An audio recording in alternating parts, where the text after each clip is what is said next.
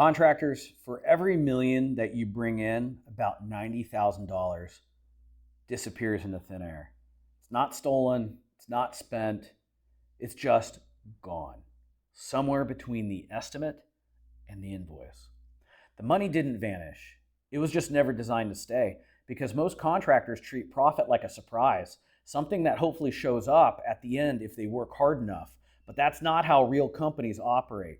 Profit isn't luck, it's architecture. It's something you build on purpose, into the structure, into the scope, into the systems, before the first nail gets driven. And when you don't, the whole house flexes under the weight of chaos, and eventually it cracks. In this episode, I'm going to show you how to stop hoping for profit and start engineering it. My name's Lane Boland, and this is Contractor College. So let's get to work. Ladies and gentlemen, profit doesn't evaporate at the end of the year. It bleeds out at the beginning of the job. Every dollar that disappears between the estimate and the final invoice leaves a trail. And if you follow it, it will tell you exactly where your business is bleeding. The first place it leaks is sales. You're so focused on closing deals that you discount to win jobs you should have walked away from. You shave margin to stay competitive. You throw in extras because you're afraid the client will walk. Congratulations. You just funded their project with your profit. The next is estimating. The scope isn't clear. The labor hours are a guess. Materials fluctuate, and everyone assumes the other guy accounted for it. You win the job and lose 5 points before the crew even unloads the trailer. Next comes production. The schedule slips. Change orders go undocumented. Subs take longer, crews will improvise, and every extra day on site eats margin like termites at the tune of $2,000 a day. You can feel it happening, but you're in too deep to stop it. And when you finally get to invoicing, it's clean paperwork sitting on top of a messy job. The client's happy, the crew's exhausted. The cash shows up, and yet somehow the bank account doesn't move. That's because your profit disappeared long before you ever sent that invoice. The job didn't fail in production, it failed in design. And this is where most contractors miss it. They build the project first and they profit second.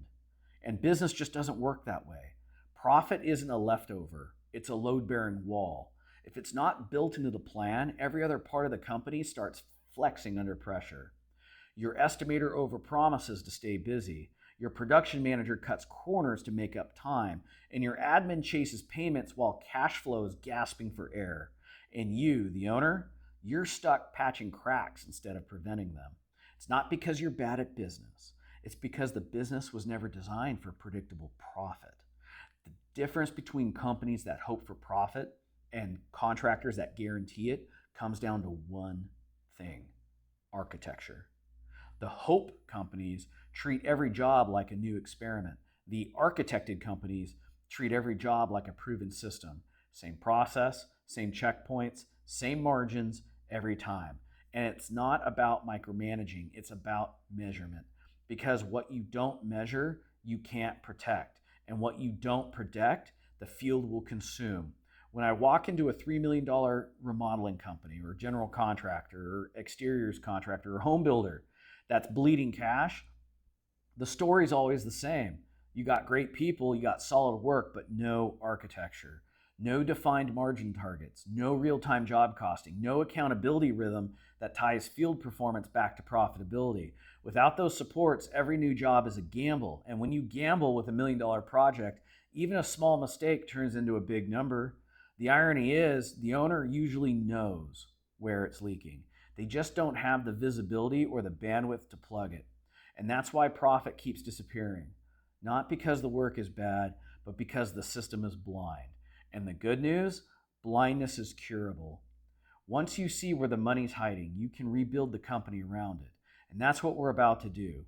In the next section, I'll show you how to design your company like a building, with profit as the structure, not the decoration. Because when you build the architecture right, profit doesn't drift. It just shows up automatically. So ladies and gentlemen, you can't fix what you don't design. Profit isn't something you chase at the end. It's something you install at the start. Think of your business like a building. Every stable structure has load-bearing walls, parts that carry the weight so the rest of the system can move freely. In a contracting company, there are 4 of those walls. You have pricing, project control, production efficiency, and overhead discipline. If any of those bends, profit starts leaking through the cracks. So let's break it down. Wall number one is pricing. Pricing is the foundation. Everything else sits on top of it. If your pricing model isn't engineered around the actual costs and targets, you're guessing. And guessing turns contractors into unpaid volunteers. The goal isn't to win jobs. The goal is to win profitable jobs. That means locking your margins before the contract is signed, not seeing how it goes. You should know, not hope, that every job is priced to hit your gross profit target. And that target should be designed, not emotional. Wall number two is project control. This holds everything square. It's the structure that connects estimating and execution, clear scopes, realistic timelines, disciplined communication. When you skip this wall, you get drift. Drift in schedule, drift in labor, drift in cash flow, and drift destroys margin faster than any single mistake. Your project controls are your framing. They keep the structure plumb. Wall three is production efficiency. This wall carries the daily weight.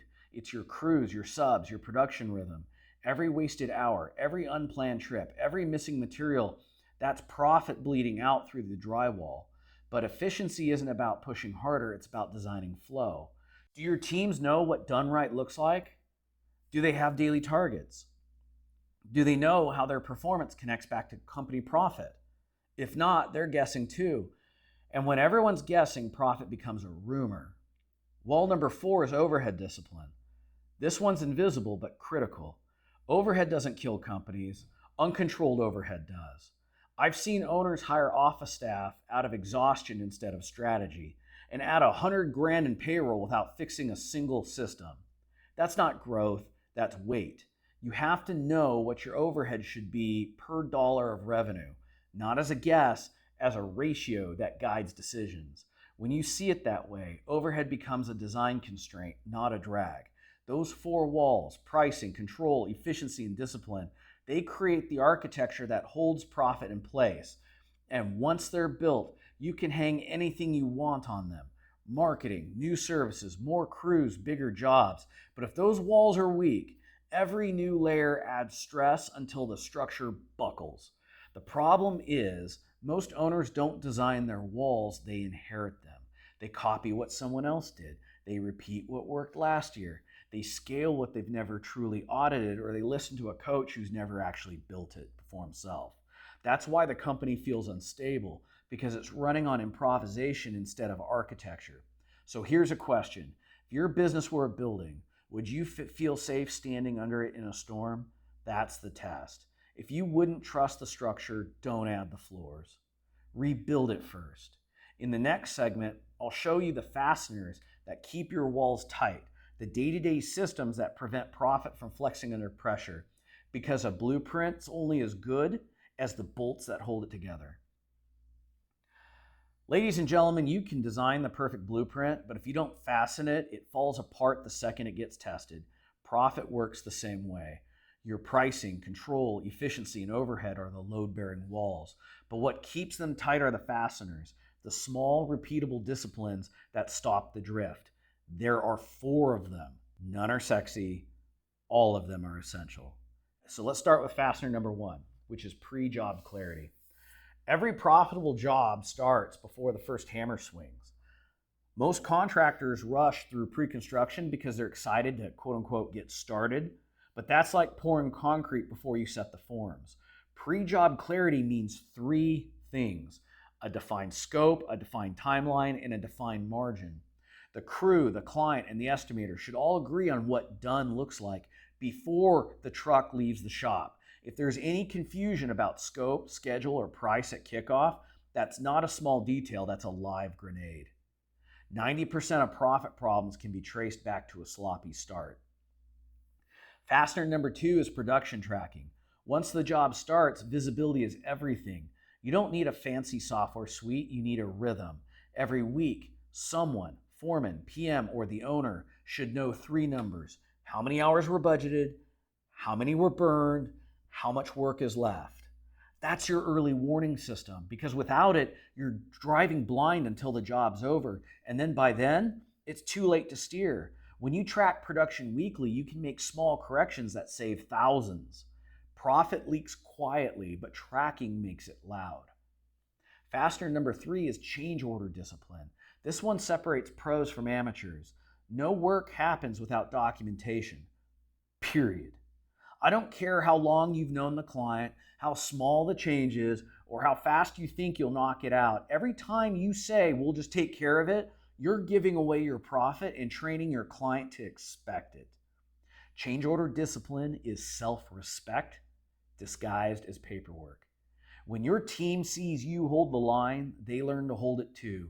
And once you enforce it consistently, clients stop fighting it because professionalism creates trust. Fastener number 4 is your post-job review. The last 5% of a project is where contractors either compound lessons or repeat the same profit-killing mistakes. After closeout, I want you to spend 1 hour, not a meeting, an hour, reviewing the job. I want you to ask 3 questions. Where did we beat the estimate? Where did we bleed margin? And what system change will prevent the same bleed next time? Then write it down. Because experience isn't what teaches you, documented experience does. That one habit turns chaos into calibration. Within a few cycles, you'll start to notice patterns. Certain clients, certain scopes, certain crews, they always create drift. Once you see it, you can fix it. That's how companies become predictably profitable. They build feedback loops, not excuses. Pre-job clarity, production tracking, change order discipline, post-job review. Those 4 fasteners are simple, but they're the difference between a company that survives and a company that scales. Each one keeps the walls of profit from flexing when pressure hits. And when they're installed together, something incredible happens. The business starts running the same way every time. Consistency replaces chaos. Predictability replaces panic. And that's when you finally feel control. Not because you're working harder, but because the system is. And so in the next segment, we're going to talk about alignment and how to get your entire team thinking like owners, not employees. So profit stops depending on you and starts becoming everyone's mission. I'm telling you, ladies and gentlemen, you can build the perfect profit system on paper, but if your people don't understand it, they'll never protect it. That's why most companies flatline right here. The owner installs systems, they build dashboards, they get the numbers tight, but the field still acts like they're playing a different game. The office talks margin, the field talks hours, and the owner speaks chaos. Nobody's speaking the same language. So the first rule of profitable culture is this: everyone must know how their job touches profit, because what gets measured gets protected, and what gets ignored gets destroyed. When your foreman knows what a 10% overage does to gross profit, he'll think differently. And when your project manager understands that one missed change order can erase an entire week of payroll, he'll slow down to get the signature. And when your admin knows the billing delays create cash flow swings, she'll chase paperwork like her own paycheck depends on it, because it does. Alignment isn't a speech, it's education, and it starts with transparency. So stop hiding your numbers like they're state secrets. You don't need to hand over the P&L, but you do need to show your team the scoreboard. If your goal is a 35% gross margin, tell them. If the job is tracking at 38%, celebrate it. And if it's trending at 27%, explain why and fix it. You're not running a daycare, you're running a company. And professionals perform when they understand the metrics. The second rule is accountability, not punishment, measurement. Every key role should have 1 or 2 profit-linked metrics they own completely. Foremen own labor efficiency. PMs should own change order capture and schedule integrity. Admins should own billing cycle time. That's it. That's it. When they win, the company wins. But here's the key. Accountability without feedback is pointless. That's why you need rhythm. Weekly huddles where you review progress. Monthly reviews where you calibrate targets. Keep them short, keep it visual, keep it consistent. The point isn't to create pressure, it's to create awareness. When the team starts seeing the numbers every week, they start managing themselves. And you'll notice something powerful. People don't want to fail in public. Once you make performance visible, you don't have to chase accountability. It chases itself. And the final rule is incentive alignment. If you want your people to protect profit, reward them for producing it. It doesn't have to be massive bonuses or complicated formulas, but sometimes the best incentive is recognition. Sort of like, hey man, you beat budget by 3%. Lunch is on me. Other times it's quarterly profit sharing tied to gross margin improvement. Whatever form it takes, make sure the reward matches the behavior you want repeated, because what gets rewarded gets reinforced. That's how you hardwire profit into culture. And when that happens, everything changes. You stop being the cop, you start being the coach. You stop managing chaos, you start mentoring leaders. And for the first time, profit isn't something you protect, it's something your team protects for you. That's the shift from survival mode to scalability. The architecture is built, the fasteners are tight, the culture is aligned.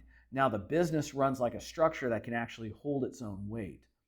In the final segment, I'll give you a simple exercise to check the strength of your architecture and the call to action that ties all this together so you can start tightening your own systems this week. Ladies and gentlemen, profit isn't complicated. It's just fragile. It survives on structure. It disappears in drift. And the difference between a contractor who makes money every month and one who keeps wondering where it all went comes down to discipline, not luck. Every time you follow your process instead of your feelings, profit strengthens. Every time you skip a step because you're busy, it weakens. You don't need to overhaul your company this week. You just need to test your structure. Here's how. Grab a sheet of paper again. I want you to draw 4 columns, and I want you to label them pricing, control, efficiency, and overhead. Those are your 4 load-bearing walls. Under each, write down one habit, system, or behavior that's currently solid and one that's cracked. Be honest. Maybe your pricing's strong, but you haven't raised rates in a year. Maybe your production runs smooth, but your job costing is always a month behind. Maybe your overhead's ballooned because you hired admin support before tightening process. Whatever it is, you'll see it immediately. That's your architecture audit. Don't overthink it. Just identify the wall that's weakest and fix one bolt in that wall this week. Whether that's a tighter scope sheet, a cleaner change order policy, a 5-minute daily job check. One action that closes one leak. That's how profit gets rebuilt, not in grand gestures, but in small consistencies that compound weekly. Because when the architecture holds, profit doesn't have to be chased. It stays.